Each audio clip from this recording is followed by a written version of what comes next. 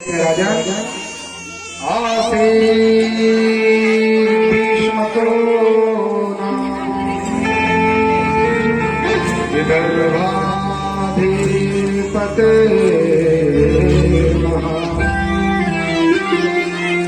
तस्य पञ्चये भवेत् पुत्रा गृह्णाकवरा।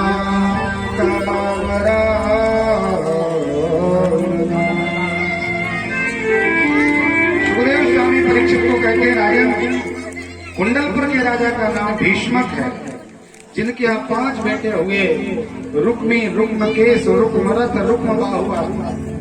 एक बार महात्मा भीष्मक जी माँ यमुना के कुलन पर पधारे थे, भक्ति का आश्रय लिया था, तो कमल पर बैठ करके एक कन्या चली आई। क्योंकि लक्ष्मी जी का जन्म नहीं होता, लक्ष्मी मैया तो प्रकट होती है। और कमल की कन्या को देख करके महाराज ने विचार किया कि हमारे यहाँ 5 बेटा है, बेटी एक भी नहीं। और माँ की कुक्षी तभी पवित्र होती है जब उसकी कुक्षी से किसी बेटी का जन्म हो जाए, तब पवित्रता आती है। तब महात्मा ने विचार किया कि हम इसी को कन्या बनाएंगे और आनंद से रुक्मणी नाम रख दिया गया। रुक्मणी जी जब वृद्धि को प्राप्त हुई, विवाह करने का समय आया। जब कन्या सयानी हो जाए तो कितनी भी सुंदर, कितनी भी प्यारी, प्रेम करने वाली क्यों ना हो, लेकिन माता पिता को लगता है कि इसका वरण होना चाहिए।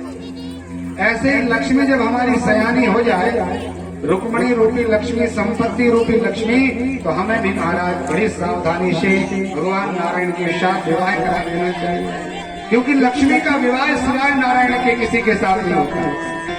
लक्ष्मी जी 3 सवारी लेती है, एक उल्लू की सवारी करती है, एक गजगामनी रहती है और एक मयूर गरुड़गामनी।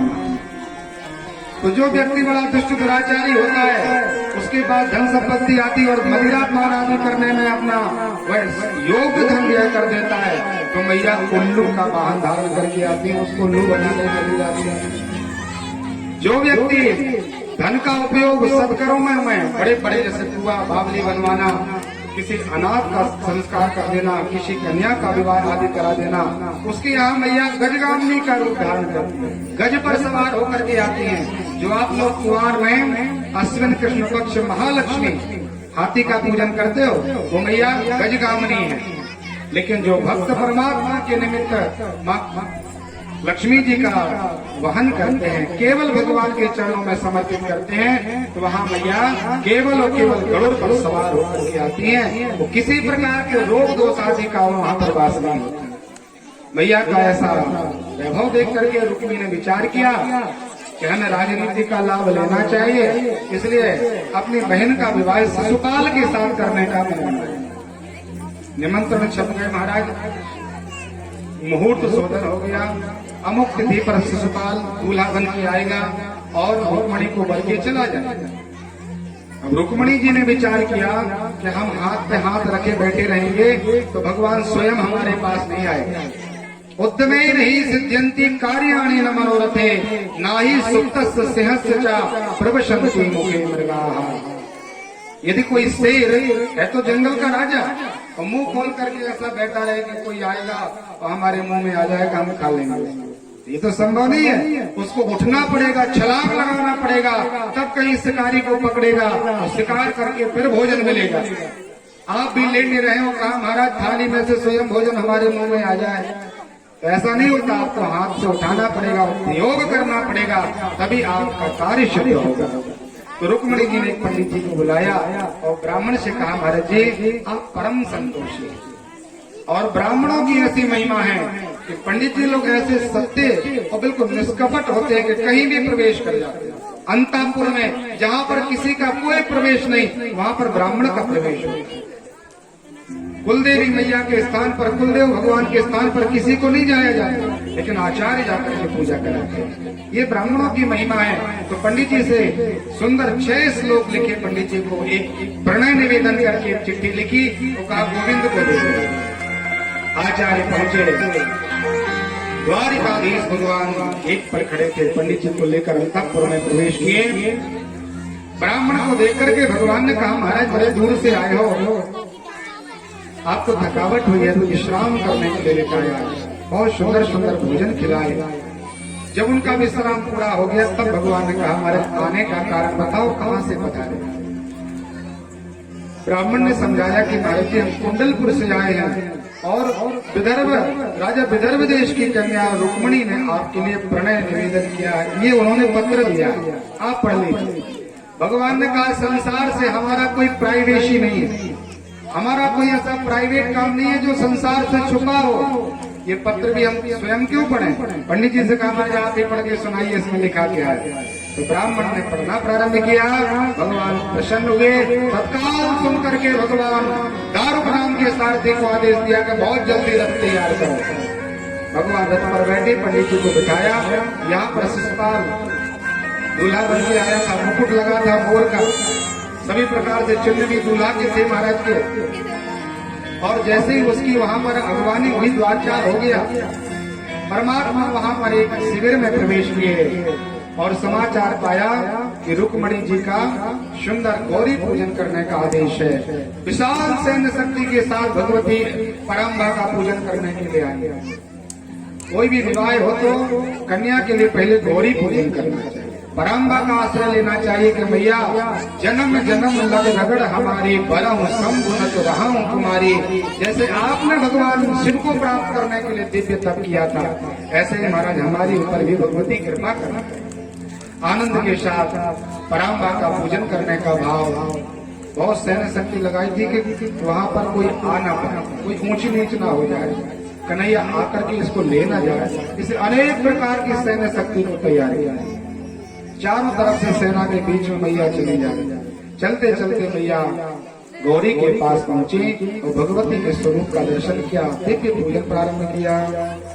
जय जय गिरिवर राज किशोरी, जय महेश मुख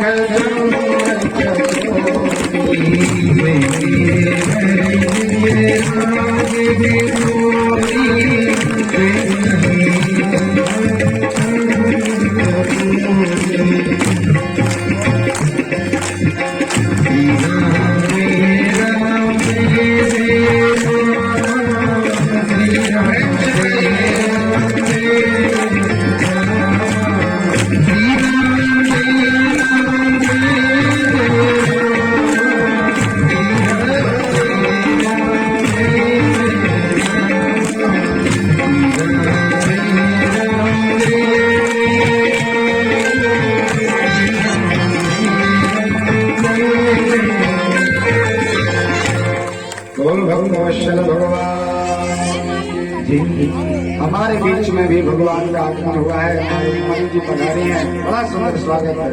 बोल द्वारिकाधीश की, रुक्मणीनाथ भगवान की। परमात्मा आए, रुक्मणी का भगवान ने हाथ पकड़ा और रथ पर बिठाल करके भगवान जाने लगे। दिव्य द्वारिका में भगवान का राजोचित स्वागत किया गया, दुल्हन की तरह द्वारिका को सजाया गया और ब्राह्मणों को बुला करके, आचार्यों को बुला करके भगवान कृष्ण का प्रथम विवाह संस्कार रुक्मणी जी के साथ प्रारंभ हुआ। आइए हम इसमें बड़े भाव से प्रेम से यहाँ पर रुक्मणीनाथ भगवान का पूजन करते जाएंगे। संगीत के द्वारा सुंदर भगवान के इस विवाह में सम्मिलित होंगे। पहले यजमान परिवार आएगा, भगवान का दिव्य पाद प्रक्षालन करके भगवान को भेंट देगा, तो सब आनंद से इस उत्सव में सम्मिलित होंगे। कोई प्यार मेरे श्याम को सजा दे,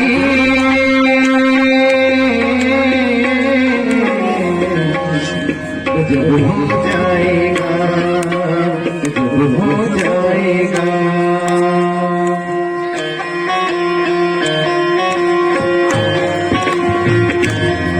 कोई प्यार मेरे श्याम को सजा दे,